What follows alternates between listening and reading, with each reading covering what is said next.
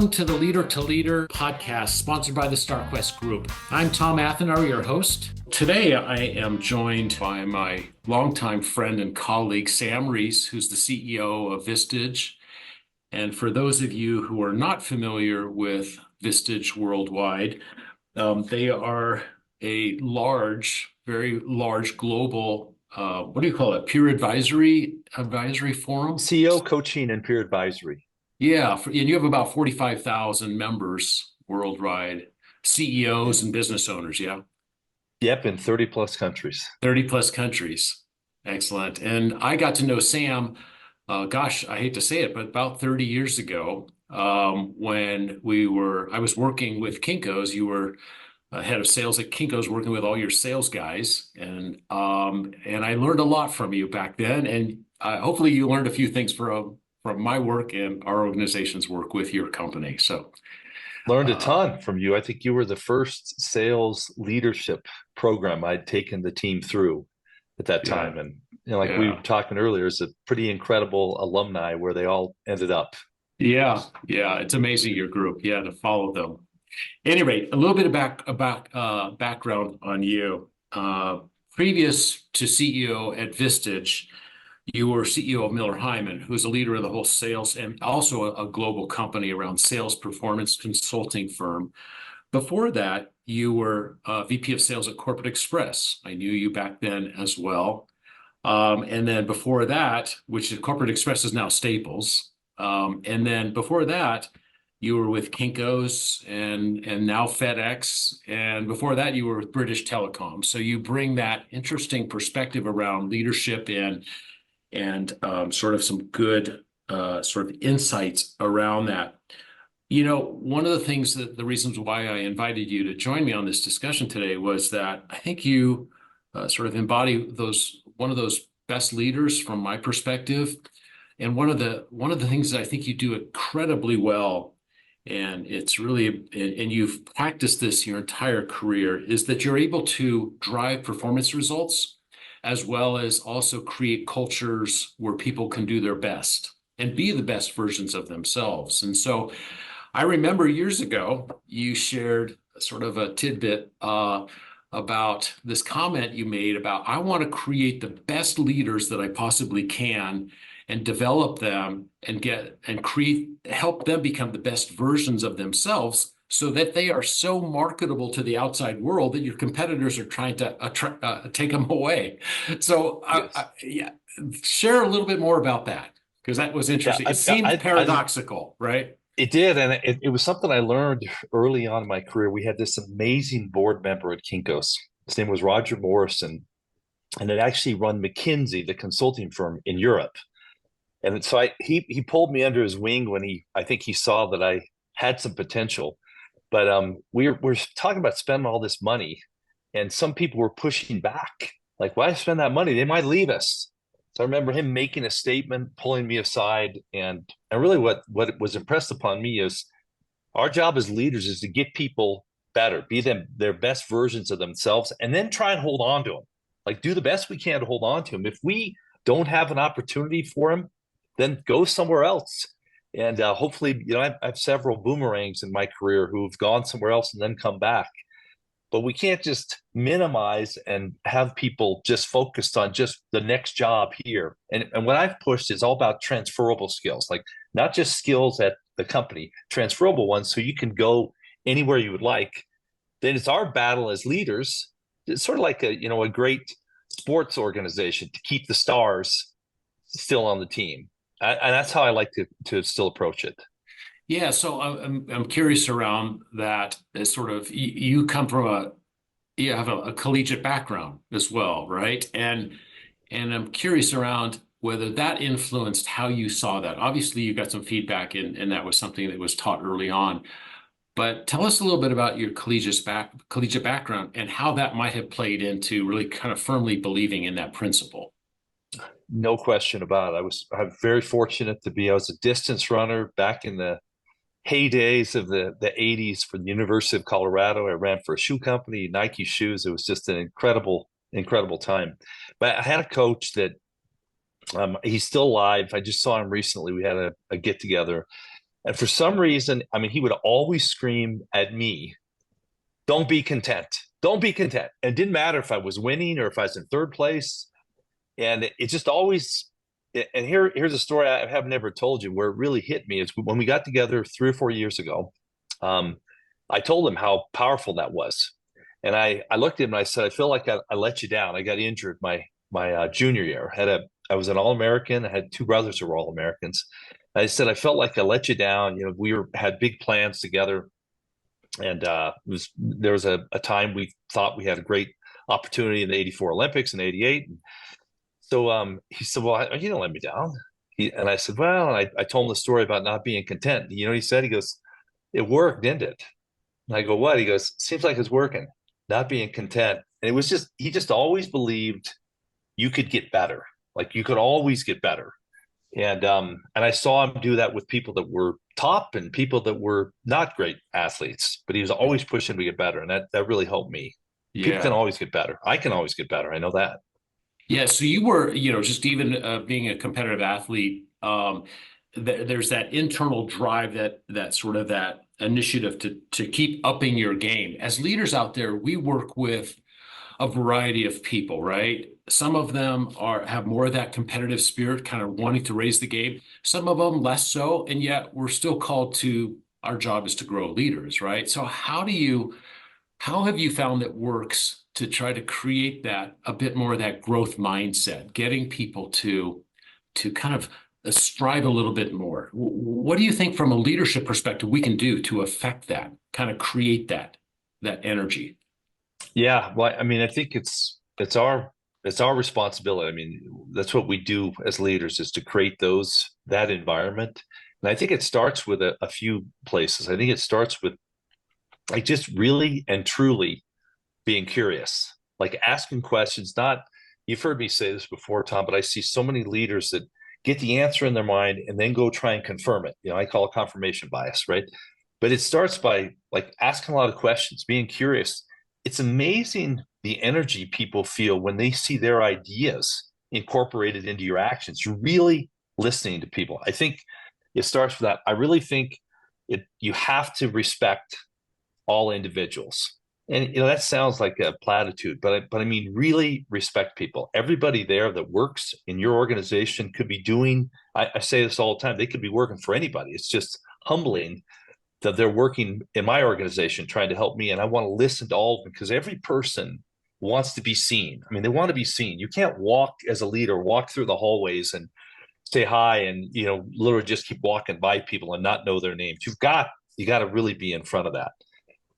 I think you gotta push your ego, at the door, like push it back here. It's hard as leaders. We have some success and we think we're doing a great job, but people don't want to follow these fake infallible leaders. They want to hear the humility. They like to hear when we make mistakes and we acknowledge them.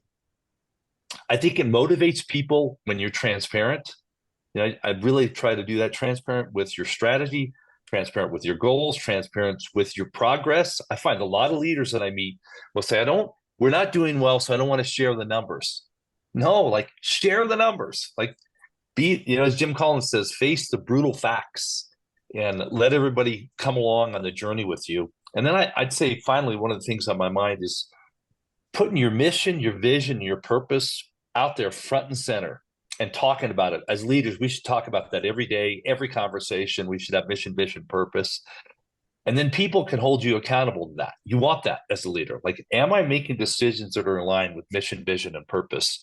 Yeah. Those are the things that inspire people to go, that's a company I want to continue to work for. Yeah. So let's kind of dig into that a little bit more because I believe when we had our prep call, you were talking about how you, at the beginning of your meetings, we do check-ins in some of our leadership, kind of when people pull together. You were talking about how you now have people share where they've actually implemented a purpose. It's kind of like just a quick snippet about, hey, this happened. This is our client experience that we had. And this is in alignment with our purpose, our mission of what we're trying to do, to try to connect what we do day in and day out with why we're doing it. Yes. Is that something that has helped from your perspective to get people to get motivated and kind of inspired about what we're doing? Because people are tired out there, Sam. I don't know what you're Oh, I seeing out agree. there, but people are tired, and sometimes it just feels like a drudge day in and day I out. agree. What I do, I learned this many years ago. Was when I was the CEO of Miller Hyman. I sat in a board meeting with a great CEO, ran a company called IHS Denver. His name's Jerry Stead, just a great CEO, was a former CEO of Ingram Micro. And I was in his meeting and I watched what happened in that meeting. And I asked him afterwards, and this is 25 years ago, and I asked him why he did what he did. And what he did is he started every meeting, every executive meeting, with a story about a customer. So I took that best practice and I started every executive staff meeting, every internal meeting with a story about one of our members, like Mhm. something that happened with them, and it usually follows the story arc of challenges, difficulties, became a member. Here's how they use the Vistage apparatus and how now that turned into success. And I would tell you, when you go to a meeting as busy as everybody is and people feel, overwhelmed, you start the meeting off that way. It just grounds everybody like, oh, I got it. That's why we're here. That's why we do the work we do. All right, we can get inspired. When I first started, the first few weeks, I had an executive, by the way, who's no longer here, when I first started Vistage 8 years ago, that said, are you going to do this every damn meeting? And I went, yeah, I'll be doing this every single meeting. And it really does help people get inspired about what we do. Yeah, yeah. I think one of the things that we know in the leadership work that we do and our clients that we work with is we continually say that it's important to repeat that sort of you can't overdo it. And I agree with that. I think that's a creative way to communicate that vision and purpose of why we're trying to do that because people do need a why. They absolutely do, why we're doing They what we're do, doing. and they want to know that they're working for something, bigger than just Yeah, a paycheck. At least those are yeah, the people you want on your team, the ones that want to feel that way. So you got to yeah. keep bringing them back to that, and then you can't be fake. I always get a kick out of companies that are, I do see wacky ones out there that you would never believe that their mission is like we make the world a better place. You're like, really, you guys? It doesn't seem that. So you can't have fake mission, vision, purposes. It's got to be something that's true to who you Yeah. really are, and I think that does inspire people. Yeah. Let me ask you this, along the lines of that, because when we were talking through, where we wanted to go with this thing, we came up with this thing about kind of leading with vision and inspiring with action. You are an action guy, and I'm going to get to that here in a minute, right? Yes. But that leading with vision, my question is how have you been able to take sort of that big strategic piece, the values piece? Because, Dilbert did a job on values. I mean, quite honestly, a marvelous job. But Marvelous. but but really taking it from this cynical thing that people tend to look at that around of how do you embed some of those core values into your day to day? I mean, make it part of your culture. Share a few thoughts on that front. Well, every now and then I see a Dilbert cartoon and I see myself in that, just so you know. So I'll go, man, that And sounds me, like me. me So I'm too. trying to get better. Yes. Well, here's a couple things that I think that I have a belief that as the leaders of companies, that our job is to make sense of the meaningful outside. I said a lot. That's what we have to do is make sense of the meaningful outside so our teams can continue to do their jobs, right? If we're confused about what the outside looks like, then we get ambivalent on what our vision, our mission, our strategies. We have to be clear, making sure that we know where we're heading and we know what roadblocks get in the way. We know what opportunities are there. So we have to take that mantle of responsibility. But I think one of the ways I like to inspire that, I talk about our mission, our vision, our purpose all the time. I talk about our values, and then I talk about what I call our operating principles, the way we work together. Like this is something that, so it's, you got mission, vision, purpose, values, but operating principles, how do we work together?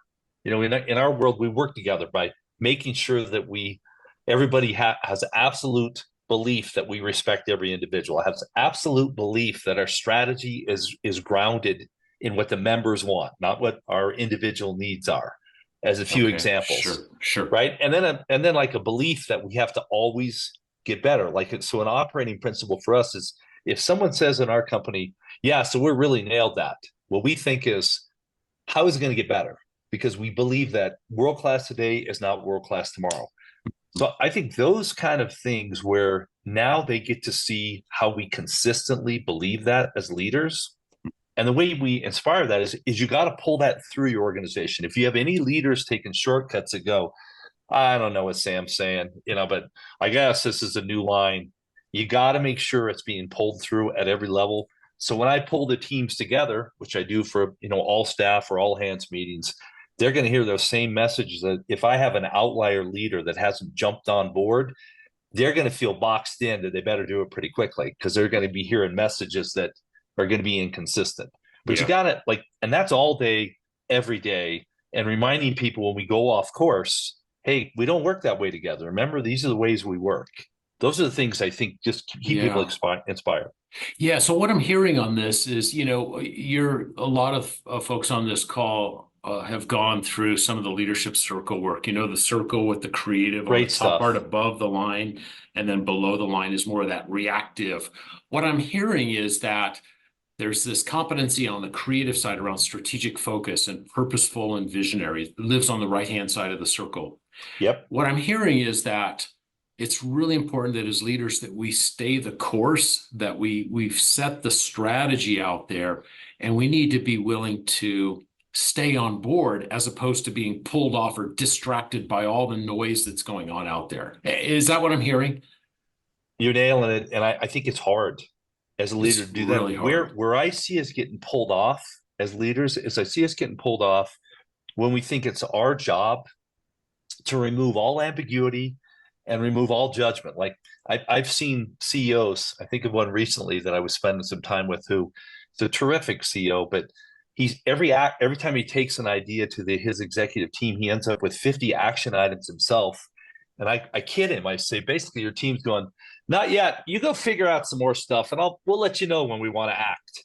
But when we do that, is as leaders, it's okay to have some ambiguity because we got to drive people with judgment. So the person that says, "Hey, I'm staying on course, but you still haven't fixed the hiring process, boss. Remember, we need a new assessment." Like, Yeah. yeah, I'm working on that. In the meantime, tell me how you're going to solve it. Tell me what you're going to do. Mhm. Not It's Mhm. not my problem. But as leaders, we so often jump back into that because it feels like we want to fix things. And then Yeah. what we do is we have our teams waiting for us to do the work. And then we're frustrated going, nobody's doing any work. Yeah, because as a leader, you're the one that took all that responsibility and took that or kept trying to take that ambiguity away. Let Yeah. that ambiguity be there and hold them accountable for some judgment. Yeah, yeah, which is really part of that on the circle piece. It's that bottom control where The I take bot. it over. But that's ego driving that, right? It's that I sense think of so. control, right? I think his Yeah, ego with you is I feel like I don't know. I feel like if you think back on your mistakes as a leader, Tom, and everybody else that will listen to this, yeah, most of our mistakes come from our egos thinking that we know more than others, whether it's because we have experience, whether because we think we've thought about it more. That ego, like pushing that aside and making sure. I mean, I battle with it every day. About every day, yeah, we as leaders, we battle this thing about ambition and humility. We want to do great things, but we got to be humble, and that ego can get in the way and make us make yeah, some really stupid decisions, which I know I've made many. yeah, yeah. So that inspiring kind of the action of being able to release some of that control so others can step forward as opposed to coming in and kind of taking control of that. Yeah, I think you've heard me say that I'm a believer that in today's world of leadership in business, I'm a believer that command and control is dead. I think that I don't think people want to be led that way anymore. I don't think they expect to be led that way. So giving that space where we're going to collaborate. Now you got to make decisions, you got to take action. But people don't want me to come up with all the ideas and then just drive it. All right, here now go drive it. We got yeah, to have a process where I'm open, I'm listening. Everybody's got an opportunity. And then, but once we're there, this is where some leaders struggle. Once we're there, we have to execute. Action determines your value in the marketplace. Action, action. Yeah. Once we get there, if we keep questioning it, like a lot of leaders do, then things go sideways. You got to drive it once you're there. But Yeah. getting there needs to feel collaborative now. Yeah, most definitely. One of the things that when we were talking in prep here, and it's in my notes here, something about the leaders of today really need to be able to help people navigate ambiguity, kind of that, the unknowns, right? Yes. That the predictability of where things are going out there. We talk about VUCA world or whatever it is out there. There's a lot of uncertainty out there, which just is driving more of that reactive stuff. And leaders got to be able to kind of hold the course, right? And help Yes. others deal with ambiguity. So unpack that a little bit for me.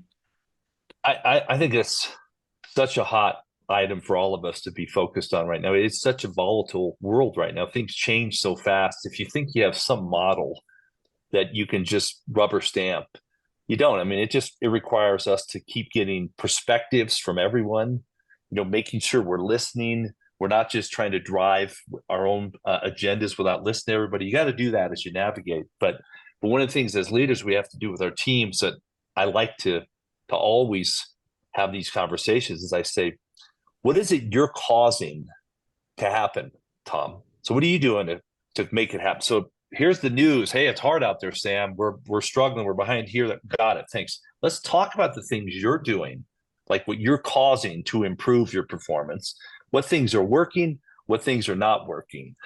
And that's part of the discipline of driving, of making sure that you guys are all aligned Yeah, together is yeah, that communication.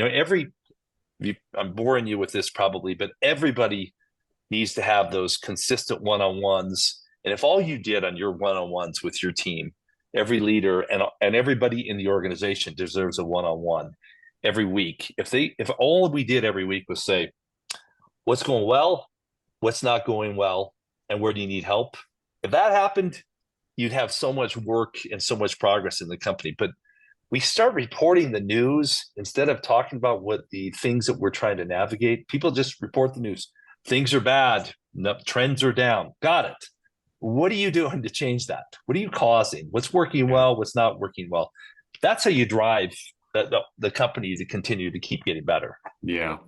We were talking also too about I was most curious about is you have connections because we've talked a little bit about kind of leading with the vision piece and then sort of the action pieces where we're going to go now relative to what those best leaders are doing differently. I'm curious around what you're seeing out there in your Vistage, kind of a worldwide community. What are those great leaders doing that are differentiating them from good leaders? What are some Yeah. of those things, those practices? There's a lot. I think we've touched on a few, but I think a few things that really hit me top of Huh? mind is that they they're pushing that ego aside, making sure there's humility in the decisions that they make, and and being comfortable with that. You read a lot about this. People will go on that. Somebody's got imposter syndrome. I don't view imposter system. I don't view that imposter syndrome as weak. I think it's sort of a strength as a leader. If you're always thinking maybe I don't have the answer, you're going to ask more questions. The leaders I worry about are the ones that go, "Got it, boss. It's nailed." Or CEOs I meet with. So I think leaving room to know that you might be wrong and trying to get a lot more perspective. And I say diverse perspectives, different levels, different people, different backgrounds help you make decisions. The best leaders are doing that right now. The Okay, so best wait a minute. leaders are, Okay, so wait a minute. So that requires we teach this whole practice and sort of thing around curiosity, but that requires a lot of vulnerability, which oh, vulnerability people don't like to go there, right? Because I should know the answer and I should know how to deal with this. So you're talking about imposter syndrome being, hey, got it, but I really don't know what I'm doing, or I don't know how to move forward. You yes. need to bust some of that open and say, you know what? I need some help on this.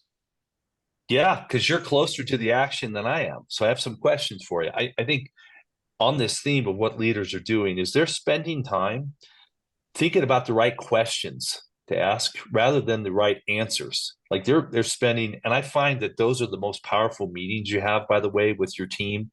When you think about now here's the killer questions that could really open the door rather than shutting the door and coming up with the 5 answers that they need. So I see CEOs doing a lot of that kind of work. Mhm. The good ones. I think I see a lot of CEOs that have really been transparent in what's good and bad in the organization, where they're starting to realize, when I see the best ones, that people can take the bad news, right? It's not just hierarchy that the people at the top are the only ones that can handle the bad news.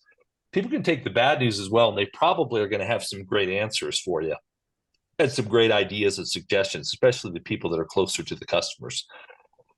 I see that. I see the best leaders trying to be more flexible, and some are doing a good job with that, but some are sort of hoping that it's going to work out and not sure. And what I mean by that, especially when I think about this hybrid work environment, people are saying, I think it's the right thing. I hope it's the right thing. My employees seem happier. But I also see some of the best leaders are making sure the productivity is still there. And some other leaders are feeling like this is a trend and like productivity can drop for a while and then they'll get back on track. That I think that's going to be something that's going to really bite them here in a few years. So really Yeah. continuing to still drive productivity. I say holding people accountable. And one of the conversations, I was just with a group of some of our very best members, 20 of them out in Washington, D.C. We go and visit the U.S. Chamber every year. And it was just a blast to listen how the things that are common. But one of the things that really surfaced is the best leaders are holding people accountable, and they're not afraid to micromanage when things require it. So instead of just, well, got to step back. No, when things are off track, they're jumping into details and making sure they get back on track.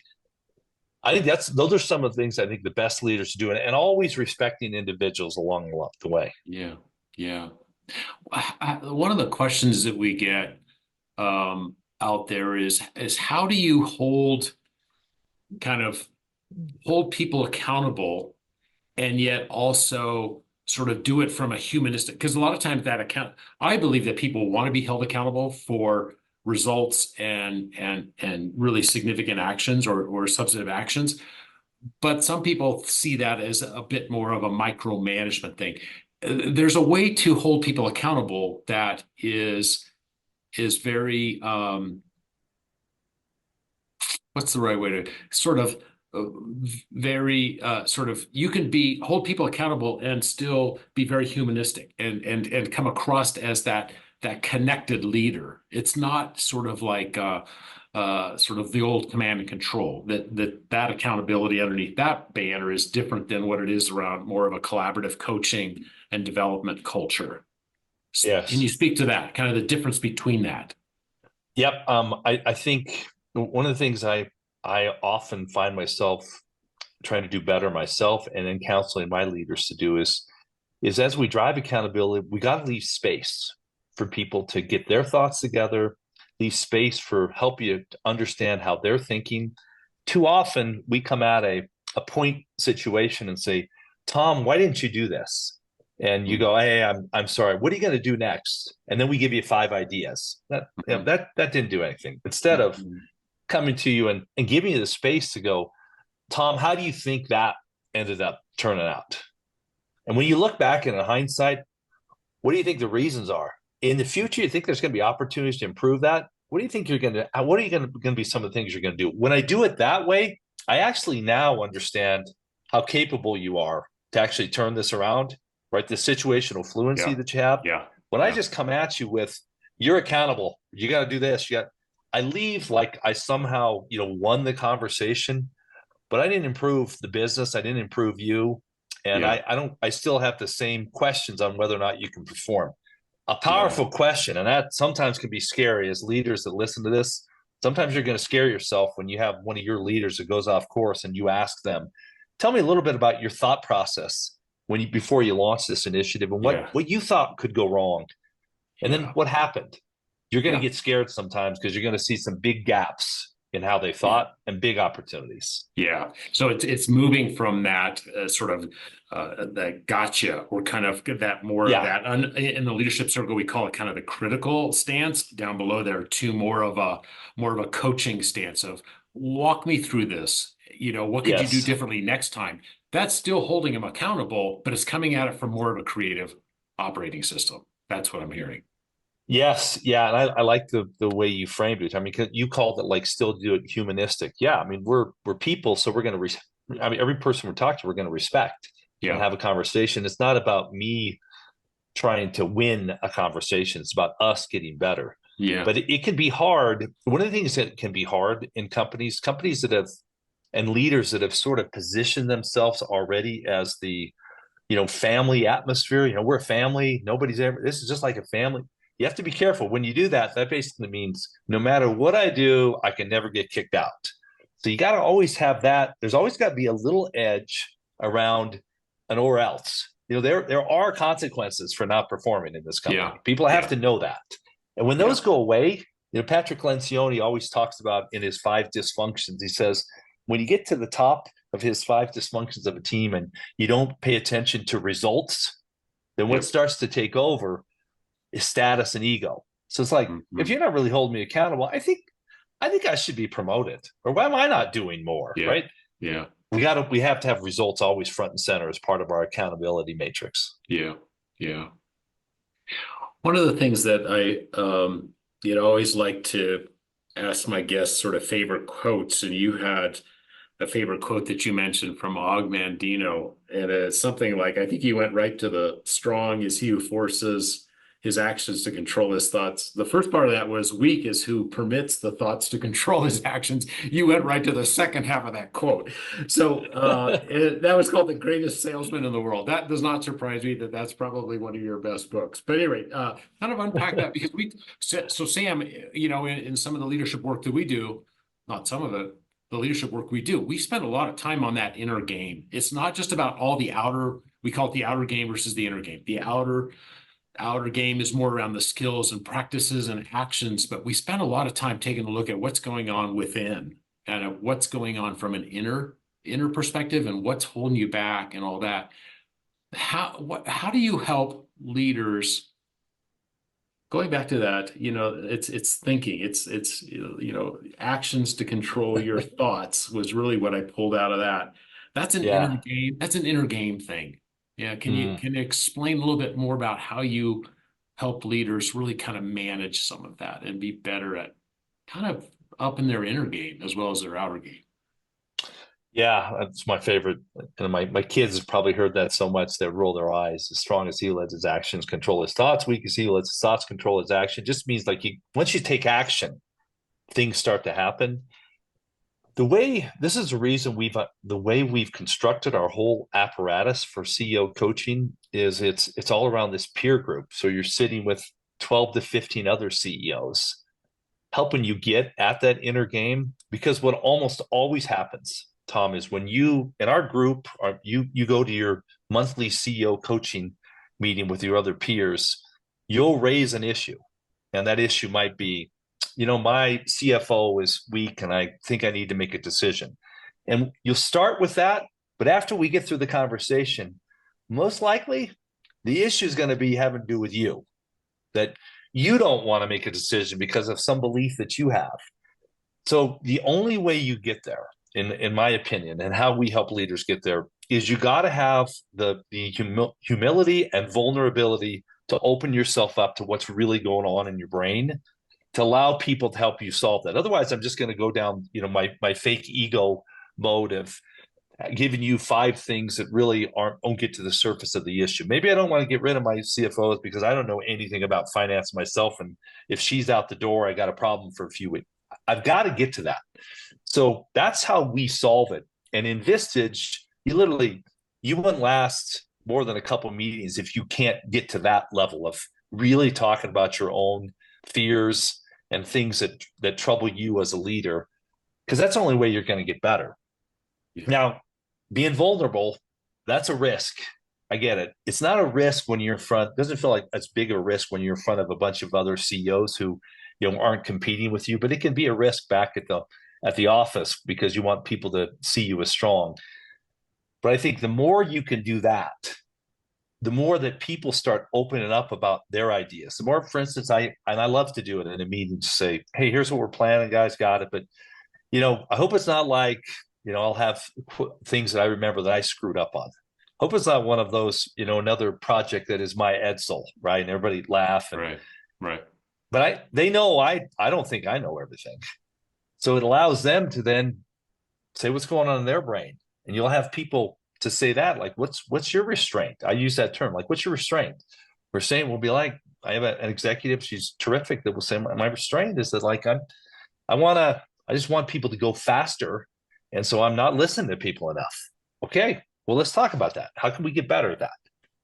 But to inner game, we're so good at faking everybody out to look like strong leaders. We don't open up that inner game to other people. You got to open up that inner game to whether it's your individual coach or your peer advisors to be able to get better at it. Or you just keep faking it. You can keep faking it too, and that's no fun. Yeah. Yeah. One of the things I remember, I heard that Michael Dell did this with his executive team, where he would ask, "What are you working on?" Kind of rotate around the table, and then what that sort of invited from them was they then said, "So what are you working on?" That is vulnerability in the business sense, and I think that as leaders, we have to look for ways that we can practice vulnerability and also be seen as strong. And I think vulnerability takes a lot of courage and a lot of strength, and it also has some huge impact to really help people show up more creatively, show up more authentic, as opposed to trying to make it look like something else. And I think that's where we get in trouble. But we're good at it as leaders. We're good at faking Yeah. it. And we Yeah. have to be careful with that because we can go down that path when we need to. And I find that when things sometimes get stressful, is we go back to that old leadership style because we think it's faster and more efficient, where we just think we're the ones that give the answer and don't open Yeah. ourselves up and drive it. And then we have to go back and retrace our steps when that happens. Yeah. So this is not on sort of the outline that we put together here, but I'm going to go there anyway because I think it's relevant. We're seeing more reactivity in organizations today from a leadership perspective, meaning in some of the speculation is that leaders are reverting back to some of those old sort of that command and control, hold things tight, or sort of becoming more distant. Gallup in their recent research, we saw that disengagement going up for the first time in Yeah. a long time, right? That's a form of distancing, kind of checking out a little bit. That's concerning to me that we would be going back there. And some have said that in some ways it's like a survival strategy, that I'm just going to go back because things are getting so tense. Talk to us a Mm-hmm. little bit about, as leaders, are there any things that come to mind, practices, ways of leading that can help people pull out of all the stuff we've all been talking about would help do that. But is there anything else that you can think of? Because that is going on out there. The data I think it around is. the mental health and just the exhaustion is really not trending in the positive direction. Yep, I think it is. I was with one of our speakers here last week. She's just terrific, who speaks on accountability. And I was asking her about like this managing accountability while still keeping the environment and the culture fresh and making sure people were not overworked. She said something to me. I said, "What's the reason leaders aren't holding people accountable?" And she said, "Because they don't want to work harder." So they like if they hold somebody accountable, suddenly now they got to get in the detail and they might have to hire somebody else, and so Oh, they're stepping interesting. back too. Hmm. And what she talked about, and I think it's something for us to really all think about, is there's potential productivity issues happening right now as whenever we step back like that and try and not drive the business here because we're worried that we don't have everybody in the right frame of mind, they're working remotely. Those productivity issues are going down. And I'm seeing this happen to companies where used to be 10 people could do the job. Now, work went down. Now they're ramping back up and now they need 12 to do the exact same job. So I think a couple of things are on my mind is I think that when I say everybody wants to be seen, I really believe this. And what we cannot do as leaders in this hybrid environment is just let people sit alone at work and figure out at their own home office hopefully get a call or an email every now and then. We have got to have those check-ins. One of the things I demand of my team, and I urge everybody else, is everybody needs that weekly one-to-one, that time with their boss to talk about what's going on in their life. We have to get to that. And then I hope we can leave space for innovation. And this is where I think it's hard right now is as leaders, many of us are feeling like everybody stopped innovating. It's just up to us because they're basically checking the box with their job and go, yeah, I'm done. No more emails coming in. Hopefully she's thinking about some big ideas. We've got to keep creating space for people. And that's what makes them feel seen, by the way, whether that's an accounts receivable person who's saying, we're behind here. Well, tell us, you got any ideas? What do you think we should do? Thanks. Whether those are taken or not, but keep creating space for that rather than here's action, go do it. Tell me what you think. Those are the things that I think I see smart leaders doing right now. You had also mentioned that some interesting research around, speaking of hybrid environments, and we have clients who are global and sometimes that being able to meet in person is not an option. I mean, getting together as groups, I mean, that takes a lot of effort and a lot of travel and whatnot. But you were talking about how for those of us that have our team members in the general vicinity where we can get together, where we have them coming into the corporate offices for space, they're starting to see some interesting. You said that the corporate executive board, office board was talking about 2 days a week versus 3 days a week, was the magic number for yes, requiring people to be in the office. Yep, where people are the most dissatisfied is when they're out of the office, so completely virtual or completely, or completely in the office. So you got to be in 5 days or out 5. That's the least satisfaction and where people are churning the most. The ideal is 2 days. 2 days in the office. That's where people seem to be the happiest, seem to be retained the highest. Now, it doesn't track productivity because who knows if they're more productive. That's something we need to watch. But here's one of the insights that I think has been so interesting. They talked about this in one of their pieces, and I've heard several CEOs talk about it, is that push to day 3, which many companies are saying, hey, we got to get a third day in. What's happening to many companies is now you just said, we got a 3-day work week, right? So now that third day is, okay, got it. Monday, Wednesday, Friday, I'll work those 3 days.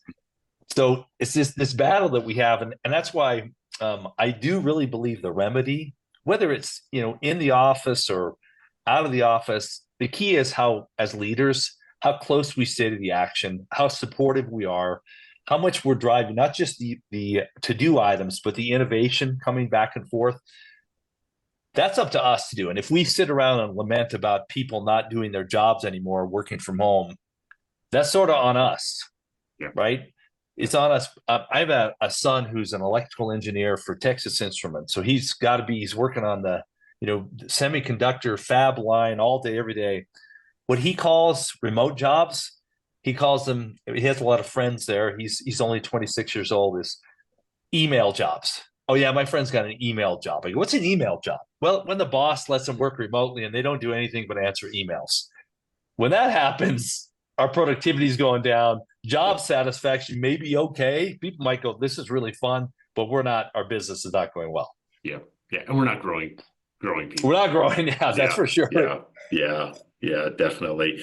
We're going to turn on everybody's sort of open it up to discussion here in a moment, because I'd love to hear your questions. In fact, for all of you out there, our listeners who have joined and taken the time to join live here today, I'll be opening up here in about 5 minutes for questions that you can throw to Sam that you have that sort of is percolating in your mind. And Selena Lammy, who is our technical host today. Thank you, Selena. She will sort of unmute you if you would like to address the question, or you can put it in chat and send it to her, and she will pose the question to Sam. So we have 2 ways of communicating. But my last question is, before we can open it up to questions, Sam, we've talked a little bit about sort of the importance of vision. We've talked about sort of what are those great leaders doing out there. are there, and I really want to get to this last question here about how leaders learn out loud, and it does matter how we show up as leaders. Um, and we talked about kind of some of the trend from this sort of command and control to more what coaching, kind of one-on-one, more contact sport collaboration, Yep. right? Is there anything else that if you look out 5 years, that as leaders we need to be aware of, that we start building our capabilities now that are going to be really important as we look futuristically? Anything come to Yep. mind? I think there's a couple of things that I see the best leaders doing right now. I see them really being really intentional about focusing on what matters most. They can't do everything. And one of the questions many of them ask themselves is like, what is it that only I can do? What is it only I as a CEO can do? And that, you heard me say that earlier. I think only as CEOs, the business, we're the only ones that really should be spending our time making sense of the meaningful outside. So focus on what matters. I think a big one, because I think it's something that will help emulate the for everybody else. So what you're doing is if you got to focus on health, and I'm seeing more and more CEOs make this really visible to everyone, focusing on their own health and prioritizing everything that they do, so people see that and go, okay, that's okay. That right, she gets to take a Friday off every now and then because she wants to make sure she has some time to do something that's enjoyable to her. I think that is a big one because this is not a sprint, right? This is a Mhm. marathon that we're Yeah, running.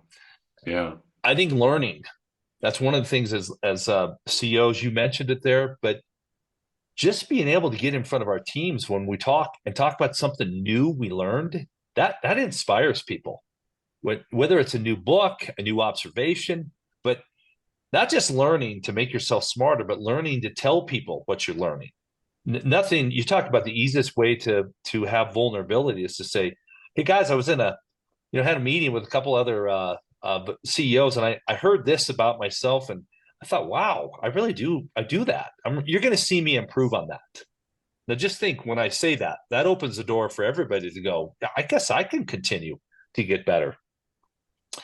I think making sure that you yourself also do the things that we talk about in terms of embracing accountability and being collaborative, not just telling everybody to do that, be more accountable, be more watching yourself do that. So, guys, hey, we made a mistake on this. When I look back and why we made that mistake, here's what I think of that I missed, and I got to hold myself accountable for that. Think how different that is with the language in the company. Those are the things as leaders we have to be open to having those kind of conversations that have such a 1+1=3 effect rather than just viewing ourselves as the command control leader that everybody's waiting to listen to. I'd say one final one that is big on my mind because I know I've counseled several people. I say counsel; it's been back and forth. We have to be careful in this day and age too to believe that because we're the boss, we somehow have authority in terms of the beliefs we have politically. It's such a hot button right now, yeah, politics. yeah, It's that, but I found leaders like making policies because they're like saying, "Here's what my beliefs are." I say the same thing every time. No one cares about those beliefs that you have. No one cares. Like they want you to run a great company, make sure they have incredible jobs, opportunities, serve customers. Don't don't find yourself, being political and telling them how they should think.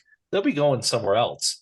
yeah. And I really encourage companies right now, especially small and mid-sized companies, like stay out of the political fray and just do what's best for your customers and your people. I Yeah. know it's a hard one right now. Yeah. We just did just this week, we took a look at all the development goals that people are working on out there. And I did a quick analysis review of it. And one of the things that the top number one leadership competency that people are working on in all these cohorts that we're working with around the world is courageous authenticity, which to me means Love it. it's that North Star.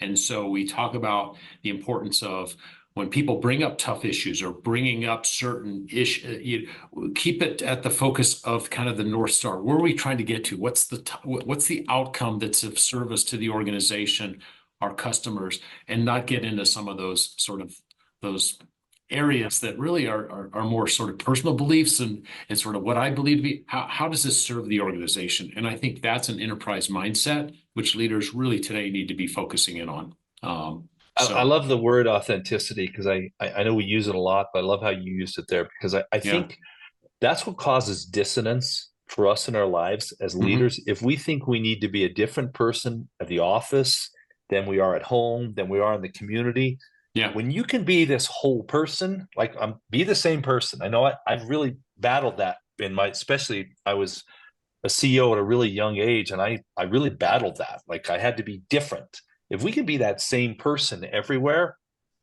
it just takes that dissonance away, makes you a happier person too. And Yeah. by the way, Yeah. people like to work for happy people and healthy people. That's who they like to Yes. work with. Yes. Yes. Yeah.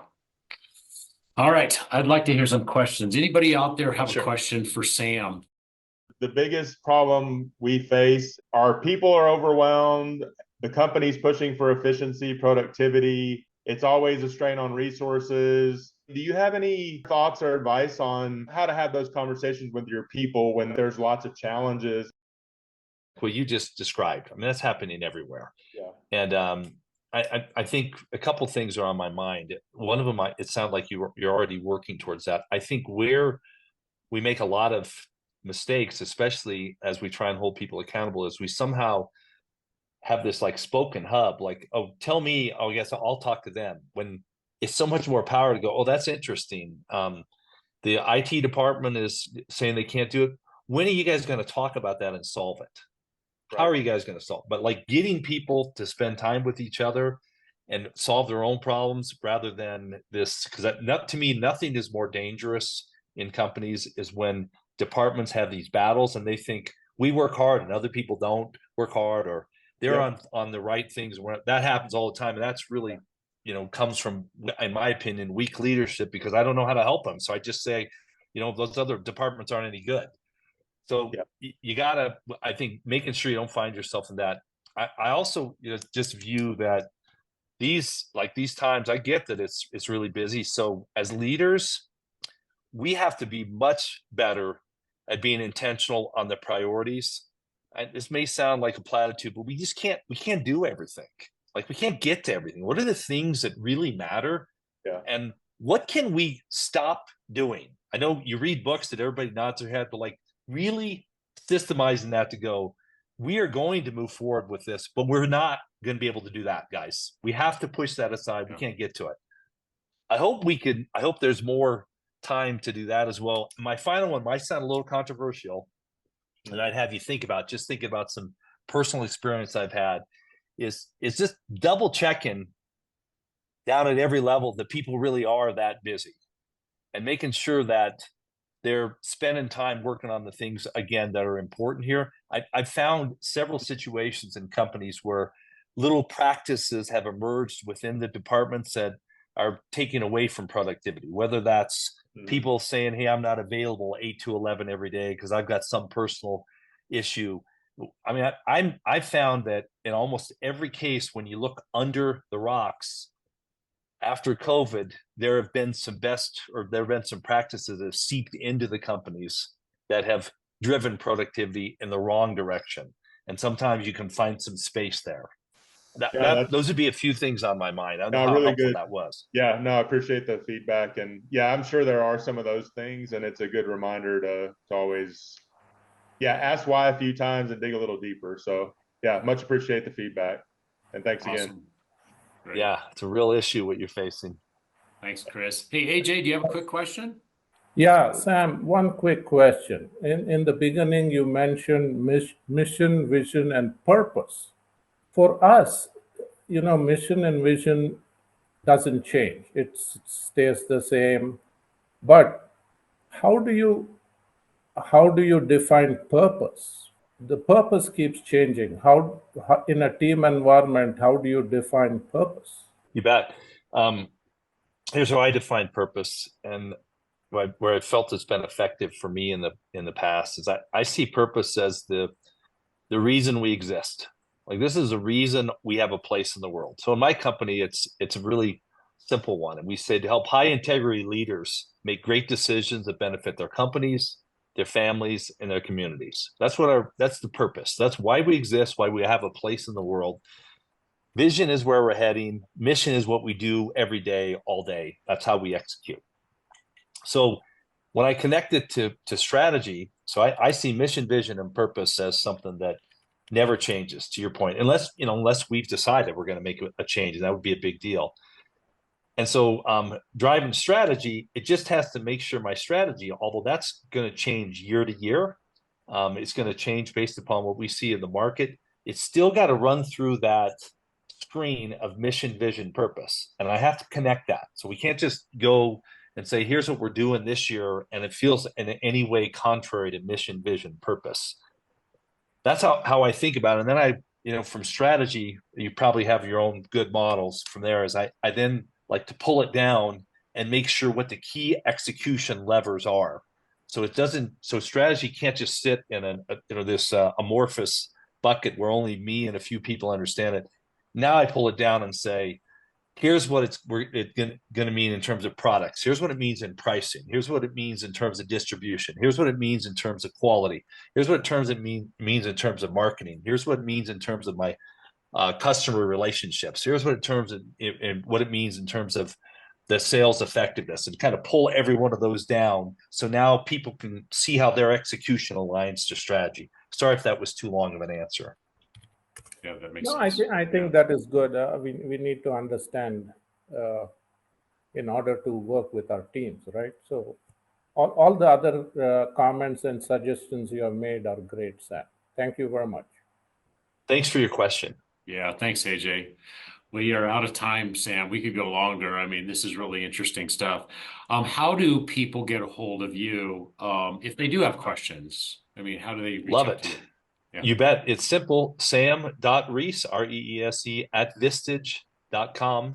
And I'd love to answer any questions I could. It's really nice of you to invite me, Tom. Always great to connect. I have so much respect for you. You helped so many of the people I respect in my career out. And I know you didn't brag about it, but you should be very proud of the careers they were able to build with some of that foundational training you provided them as their first real leadership job. Hey, thanks. Thanks, Sam. I think we both share a common purpose in the leadership spaces in which we work, to try to help all of our folks out there that we're working with become better leaders, because Yep. boy, our organizations and people need it.